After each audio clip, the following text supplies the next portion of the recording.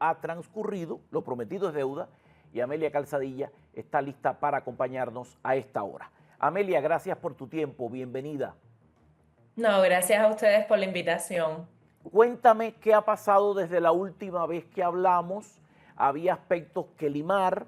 Veo que estructuralmente lo que habían propuesto, al menos en torno al nombre del partido, que es algo bien importante, porque es como el branding, por ahí los seguirán, los identificarán, ha ido variando. ¿Cómo se han estado moviendo las ideas en los últimos días? ¿Qué es lo que ha pasado? Bueno, el día 19 de mayo lanzamos oficialmente el partido. Lo hicimos acá en Madrid, en el Casino de la Reina, que es un centro cultural perteneciente al Ayuntamiento de Madrid. Y ahí pues presentamos su comité ejecutivo primario, que por supuesto no es el definitivo hasta que se celebre la primera asamblea o el primer congreso del partido con el número de afiliados pertinentes para poder ratificar este comité ejecutivo o ampliarlo y dividirnos en comisiones para comenzar a trabajar. Y como bien dices, hicimos las aclaraciones pertinentes que guardaban relación con el nombre. No es que cambiamos el nombre, es que explicamos cómo era que había sido presentado, la forma jurídica en la que se había presentado acá en España, que es Partido Liberal Clásico Cubano. Esa es la manera en la que nosotros lo habíamos dejado registrado, pero desde el primer momento nosotros dijimos que buscábamos la idea de ceñirnos al liberalismo original, al centrar, al clásico, a las bases fundamentales del liberalismo, y por eso habíamos utilizado la palabra ortodoxo. Incluso ese día dijimos que todo aquel que se sienta cómodo con seguirlo llamando Partido Liberal Ortodoxo, que lo haga así, porque hay una batalla cultural importante también que debemos ganar. Y es la batalla de poder recuperar el lenguaje que nos ha sido sustraído, poder recuperar los símbolos que se han tratado de extirparnos, ¿no? Como mismo se expropiaron bienes materiales, también se nos ha tratado de expropiar parte de nuestra cubanía e incluso parte del lenguaje para que nosotros sintamos cierto repudio, cierto rechazo a elementos que nos identifican a todos los cubanos y que no podemos permitir que los comunistas nos quiten. Una de esas palabras era la palabra ortodoxia, que básicamente los cubanos ya la tienen asociada directamente al comunismo, a Fidel Castro, a Eduardo Chivás, y que como había traído tanto conflicto, nosotros decidimos explicar cómo era que lo habíamos registrado en España y por qué habíamos decidido utilizar la palabra ortodoxo, y habíamos dicho, bueno, todo aquel que no se sienta cómodo utilizando ortodoxo, que no se sienta listo para utilizar esa palabra todavía, pues que sepa que el sentido en este caso era clásico, que hacía relación precisamente a eso, que es un partido liberal clásico, propio de las tendencias de la escuela austriaca de liberalismo, propio del liberalismo que surgió con Adam Smith, con John Locke. Entonces, por eso fue que hicimos la salvedad para que entendieran y también para que supieran cómo era que estaba registrado jurídicamente. En el momento que nosotros lo lanzamos, no habíamos completado el proceso jurídico, pero ya en este minuto, para el día 19, por eso fue que dijimos el 19 de mayo también, porque sabíamos que teníamos un recorrido que cumplir, ya sí estaba completado y ahora solo nos queda bueno, que quede publicado, porque las fases de registro de un partido político son distintas etapas. En una primera etapa debes acercarte a un notario, tres promotores que tengan, por supuesto, la ciudadanía española porque está quedando registrado en España. Y aquí, en esta primera fase, nosotros lo que hacemos es presentar los documentos notariales, que son los estatutos, el acta fundacional y, bueno, la identificación de sus promotores y el certificado de nombre que avala que no hay otra organización política, otro partido político que tenga ese nombre registrado en el país. Una vez que eso se eleva a escritura pública, entonces queda presentado al Ministerio del Interior, y el Ministerio del Interior tiene un tiempo para hacerlo público en el registro de partidos y a su vez pues entregarnos un documento que es parecido al documento de identidad de una persona, pero que identifica en este caso la organización, que se llama CIF. Y con ese CIF, pues también tenemos la opción, por ejemplo, de abrir una cuenta bancaria, es por donde se hace el seguimiento, digámoslo así, del gobierno de España a las actividades del partido. No es un partido con funciones electorales. Desde el primer momento nosotros lo dijimos, lo ratifico, no tiene intención electoral porque realmente es un partido pensado para la diáspora cubana, para algún día poder ser registrado dentro de nuestro país cuando pueda, por supuesto, despenalizarse el disenso, cuando se cree una ley que permita el pluripartidismo y podamos competir en elecciones libres, justas, observadas, bueno, por poder llevar a cabo las directrices de trabajo del partido. Bueno, ya veo que has pasado un curso notable de cómo sortear el camino de la burocracia. Has aprobado Sí, con notas sobresalientes todo ese camino que es imprescindible porque sí. así es como funciona. Ustedes han dicho que quieren ir más allá de denunciar al régimen. ¿Hasta dónde serían capaces de llegar? Mira, nosotros entendemos que nuestro activismo es importante y ha sido muy importante y el activismo que han llevado a cabo otras personas ha sido fundamental para llegar incluso a este punto en el que hay gobiernos internacionales, el caso de los Estados Unidos, por ejemplo, que están presionando para un fin de la dictadura. Pero nosotros entendemos que estamos en el punto en el que además necesitamos atraer a otros gobiernos, políticos, empresarios al proceso de reconstrucción de nuestro país. Nuestro país tiene un largo camino que transitar y deberían muchas personas estar en función, evidentemente, de hacerlo más corto, más rápido y más eficiente para suerte y beneficio del pueblo de Cuba. Entonces, cuando yo digo que vamos a ir más allá, por una parte me refiero a que vamos a llevar un proceso teórico de una estructuración muy sólida de todos los aspectos que pueden ser ahora mismo problemáticas de la sociedad cubana, encontrarles una respuesta desde el liberalismo, que parte de la idea, por supuesto, de potenciar la libertad individual y restringir los poderes del Estado. Entonces, eso es por una parte. Por otra parte, también estamos hablando de poder incidir sobre todo en el área de Europa para que aquellos políticos, aquellos organismos internacionales que se sientan motivados con lo que está pasando en Cuba, pues manifiesten abiertamente una postura y hasta cierto punto un compromiso, ¿no? Lograr comprometerlos en que nos ayuden en el proceso de reconstrucción de nuestra nación, porque indiscutiblemente necesitamos mucho apoyo y mucha ayuda.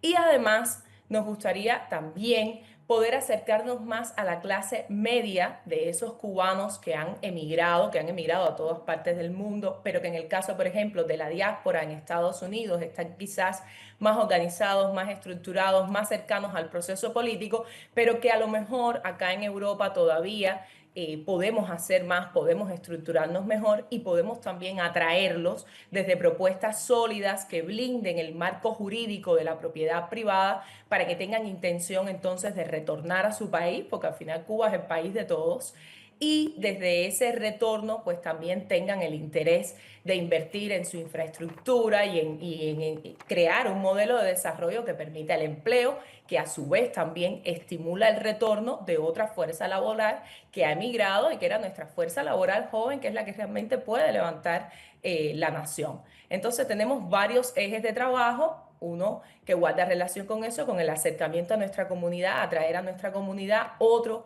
que implique el acercamiento a los políticos en un contexto internacional, sobre todo aquellos que tienen relación con el liberalismo.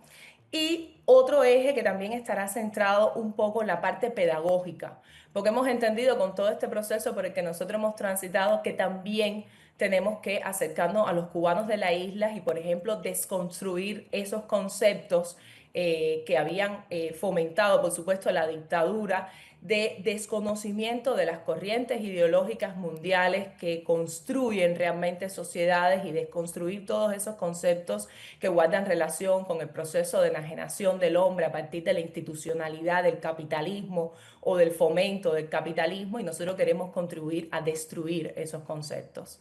Bueno, yo a eso le llamo que hay que alfabetizar de nuevo. Es tremendo. En el Sí, fundamento estás hablando de que defienden la propiedad privada. ¿Estoy en lo correcto? Sí. totalmente. Reducción del control estatal sobre la economía, ¿sí o no? Sí, Fortalecimiento de las libertades individuales.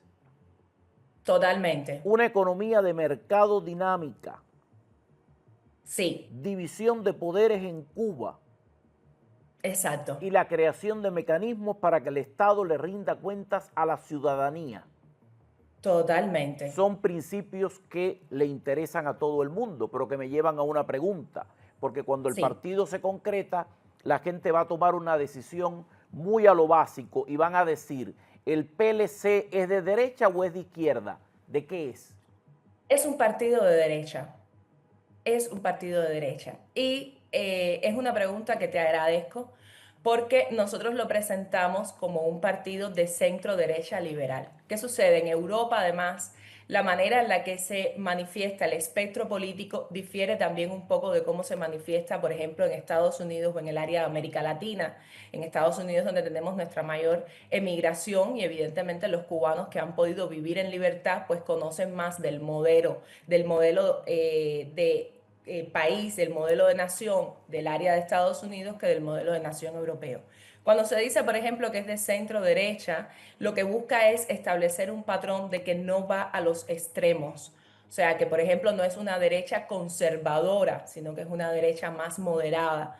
Pero al final es un partido de derecha que tiene como fundamento precisamente el individuo, el centro, el eje es el individuo, y como el Estado no es un decisor en este tipo de sociedades, sino que es un Estado que es un servidor público y que como servidor público tiene que rendir cuentas al individuo. Por eso uno de los fundamentos es precisamente que el Estado aquí está fiscalizado y está controlado y que los poderes están estrictamente separados, porque no queremos entonces que en esa nueva democracia que comenzamos a destruir, pues venga otro autoritario, otro totalitario y vuelva a llevarse, ¿no? A apropiarse de los poderes judiciales y de los poderes legislativos y al final el soberano pues no pueda cumplir con ese deseo, ¿no? de poder hacer realmente su voluntad, de vivir en una sociedad donde se respeten sus derechos naturales, que creo que es el centro del debate cuando se habla del liberalismo, ¿no? Ningún Estado puede otorgarte o quitarte derechos. Son derechos con los que tú naciste y son derechos que mereces conservar y que nadie puede quitarte. Por el contrario, el Estado tiene que someterse al individuo, que al final es el que construye la sociedad. Y entiendo perfectamente que la creación, el acto primigenio del partido, se parece también al lugar en el que nace. La derecha tiene una interpretación y tiene un color y tiene un tono en Europa y tiene otro tono en América, donde es básicamente mucho más conservadora. La mayoría de las personas cubanas de derecha que vivimos en los Estados Unidos somos un tanto más de una derecha conservadora, así que el gran reto será entender que ser conservador no es ser Satán y que hay que conciliar la postura de los cubanos sin importar dónde estén, porque importa nada cómo se llama el partido. Lo importante es la interpretación que hagan los cubanos de asumirse en función de un bien común. Amelia, ¿cuál es tu reacción después de la publicación del indictment en contra del dictador asesino Raúl Castro que aconteció ayer en Miami, Florida? Mis primeras impresiones fueron de alivio, porque fue ese minuto en el que constaté para mi salud mental y para el beneficio de todos los cubanos que la justicia, aunque demora, siempre se materializa. Yo creo que el pueblo de Cuba y yo como parte del pueblo cubano necesitábamos sentir que en efecto estos dictadores van a tener lo que se merecen. Fíjate que no es una cacería de brujas, no se trata de una venganza, por el contrario, es un ejercicio de justicia que parte del hecho de que en el ejercicio arbitrario de gobierno que han establecido todos estos años, que ha sido una tiranía, no se han limitado a agredir a cubanos dentro del territorio nacional, sino que han agredido a cubanos y a nacionales de otros países fuera del territorio nacional.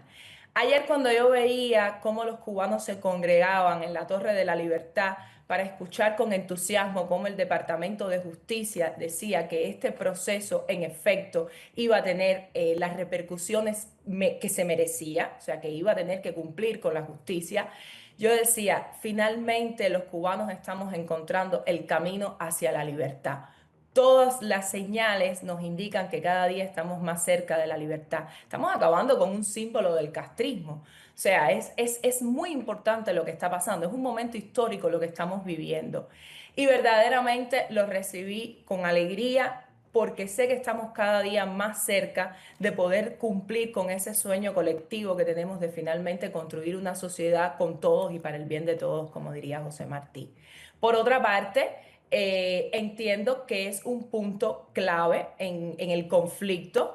Entiendo que evidentemente las relaciones, el tipo de negociación que se estaba llevando a cabo, como mucho se ha dicho, los Estados Unidos ha sido intransigente en cuanto a los cambios estructurales que había que hacer y está demostrando hoy esa intransigencia. Y yo solo puedo estar agradecida frente al papel de un Estado que ha entendido el dolor del pueblo cubano que emigró a su país y que ellos recibieron y le dieron refugio y le dieron un hogar ahí en su país, y del pueblo cubano que se quedó y que tiene un gran sufrimiento como resultado de haber vivido todos estos años en esta dictadura. Entonces yo solo puedo recibirlo con agradecimiento, con alivio, con expectativa, porque por supuesto tengo una parte importante de mi familia dentro de Cuba. Como todos, también estoy esperando ver cuál es la forma en la que lo sacan o sale, porque fueron literalmente las palabras.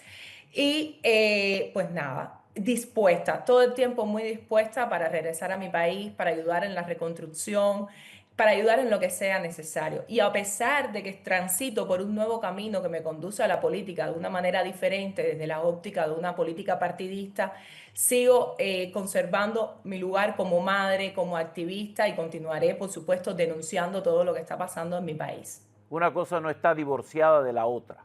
Así es Para como nada. es, así es como tiene que ser.